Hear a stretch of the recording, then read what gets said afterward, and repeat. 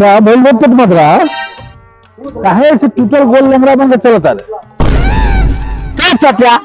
अपने ये बड़ा ज्ञान से बात से पता नहीं का रे हमरा कहे के मतलब तू लांगे लेके काहे चलता रे क्या बताइए छिमर मत चाचा काले जंगली दीदी घर छठ पूर्णिमा के समय पुगा दे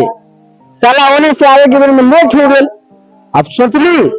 कहाँ जाई सीतापुर वाला रोड माँ है अब पकड़ में ली चांदनी महल वाला रास्ता। अब अचानक अचानक अपते अपते चांदनी महल में जब पकड़ी ना साला साइकिल के ब्रेक फंस गए। जब हमरा साइकिल के ब्रेक फंसल ना तो हमरा लागल कि कोनो हमरा पछाड़ी से धक्का देलक। ओ वही से ना हमरा गोर के हड्डी टूट गई। अच्छा चाचा हां चांदनी महल के राज का बा? चांदनी महल के राज आज से 20 बरस पुराना राज बा के कैसन राज चाचा? आज से 20 बरस पहले के रुको रुको चाचा हमरा में दान लागे जो साला अपना पेट के मैल और पिछवाड़ा देके पातर छेद के खाली क्या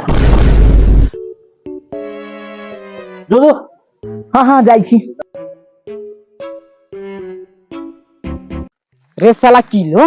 माल अइला के बाद ते साला अपन जूजी हमरा हाथ में धरा के चल गेले ऊख में लेके एको बार न सोचले कि तनी अपना दोस्त के चिखा दी। हैं ते साला बिल्कुल हमरा बाप हो गइल बारे। रे साला ग्राम ग्राम बारे से ग्राम लेखा रह साला ज्यादा किलो बने की कोशिश मत कर। एगो बात बता तो साला हाँ तोरा के इहे जगह मिलल रे चांदनी महल बुलावे लगी माल क्या? हैं साला चांदनी महल है तो क्या हो गए रे हम किलोग्राम बानी चल आगे चल चल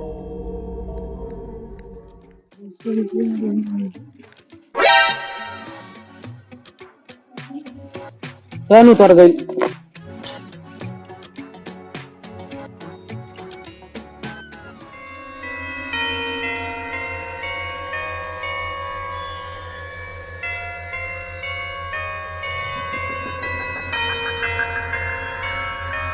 रे का बोल रे? ए यार हमरा ऐसा लागल कि हमरा पीछे कोनो बा। अरे यार इमा कहाँ कोनो बारे? रे साला है पॉइंट काहे ला खोल ले हरे पॉइंट तो नीचे देख। बाप रे ए साला हम पॉइंट कैसे खुल रहे रे? अरे साला किलो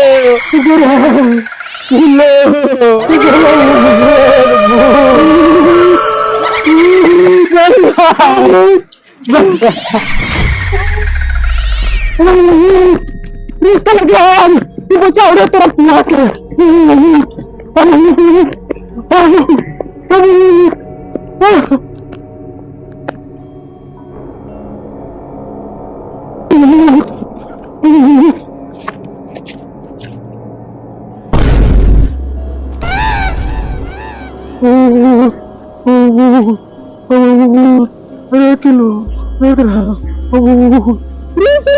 किलो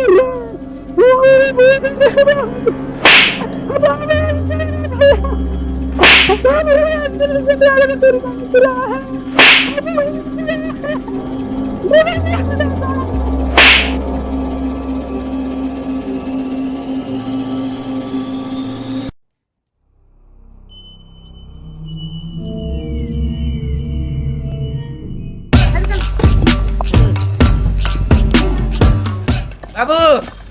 हाँ पढ़े जाई छो। ठीक बाबू ठीक से जइया हाँ निमन से जइया हाँ ल जा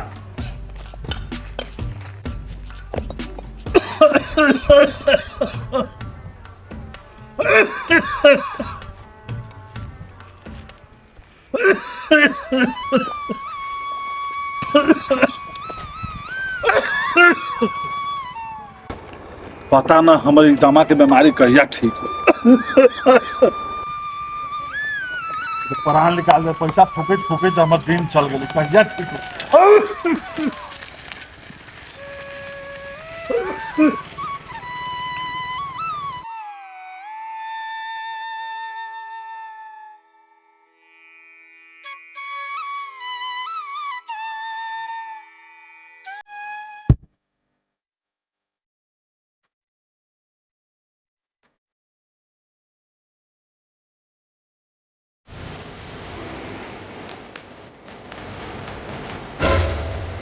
ए तो तुदर भाई का बोल रे तुहार दुश्मन आ गइल आ गइल सरवा ले ए हमारा रास्ता छोड़ कहाँ है छोरी के काली ना रास्ता छोड़ कार सर हूँ वो दिन तक तू बच के चल गई देखना तो ना पाछे पहले मार सर हूँ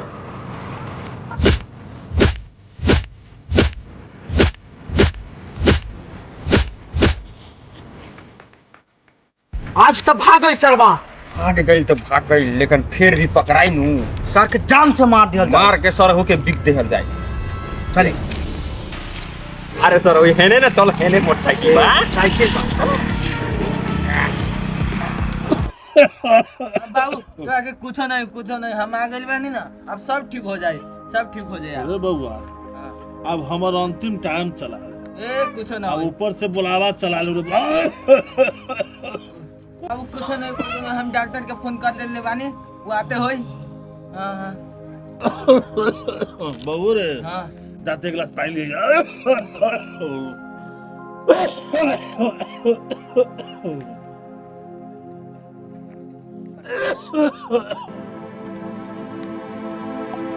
बाबू दी में पानी बाबूजी बाबूजी बाबूजी हम अकेले कैसे रहे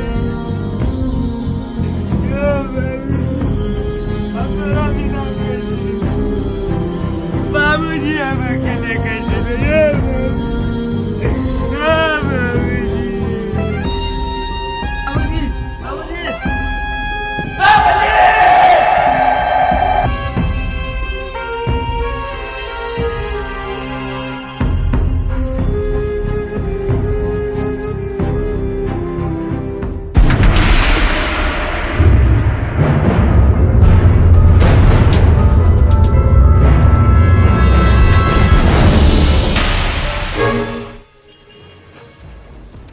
कार लूटना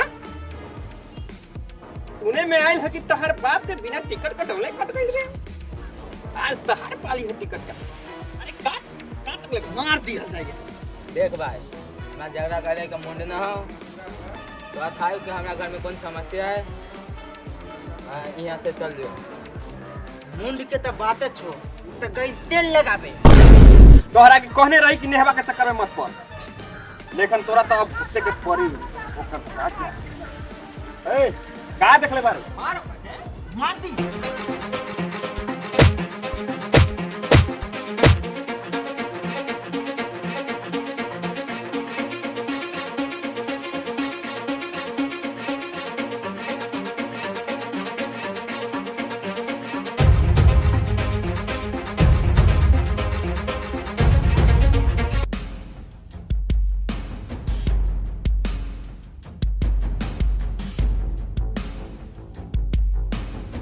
भूत भागले अब तेरा बाप के पास ऊपर जाए के पड़ी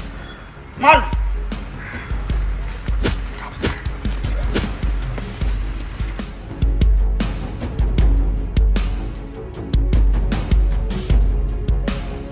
मर गई सरवाना का मर गई चल अब लॉटरी लेके आ तो साल के गाछी पर टांग दिया जाए वही तो कहता कि लॉटरी लेके आ तो लेके जावा तानी जल्दी जल्दी सारा बाप बहुत दौड़े ले रहला है ना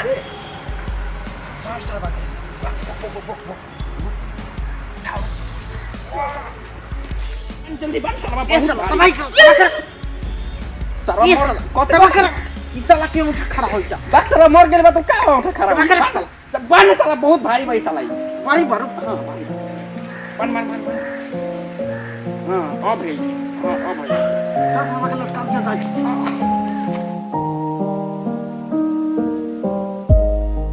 सरवा के मारे में पुछना छूट गेल ना भले सरवा अपना बाप ना ओकरा पहुंचा देनी हां अब चलो सब ठीक ना तोहर नेहबो के ना प्यार छूट गई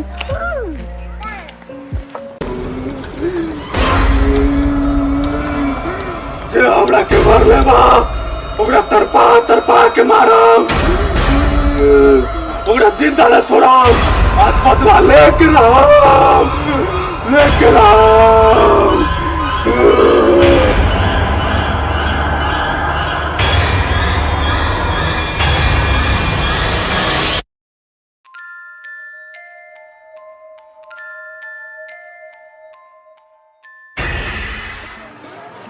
पार्टनर हाँ पार्टनर लगे तोरा छोड़ गई बा पूरा चढ़ गए एक बात कही एक बात कही कह न पार्टनर 20 साल पहले एगो के मरले रहे लंग लटका के याद बानो कचियावा साले यही हुआ यही बात ला यही बात पे बच्चे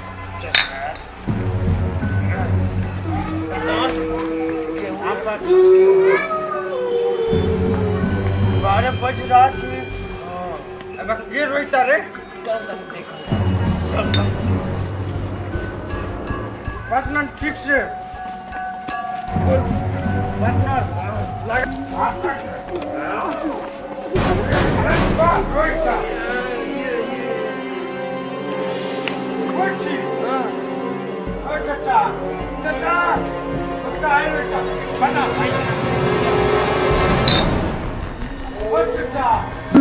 हम दारू ना पी ले बियर और हम ना पी ले हम खून पी ले चलते चलते खून पियो मजाक करे क्या हाँ बियर पीने ला हम काले लगे बियर और ना पी ले ते ना करे एक बार घूम के फेस वर दिखा दे बस देखना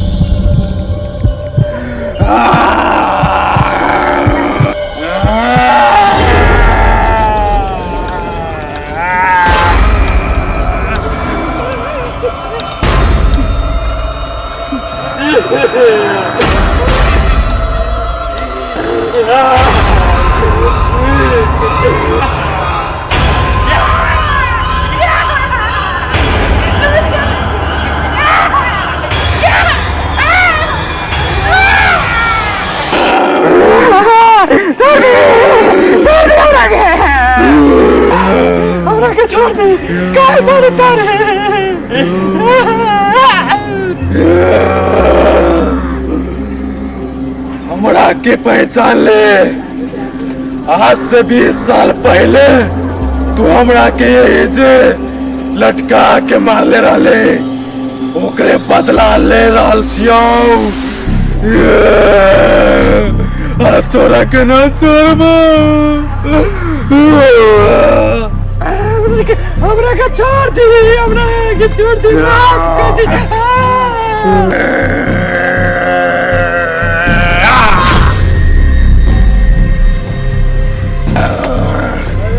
आज हमार मकसद पूरा हो गई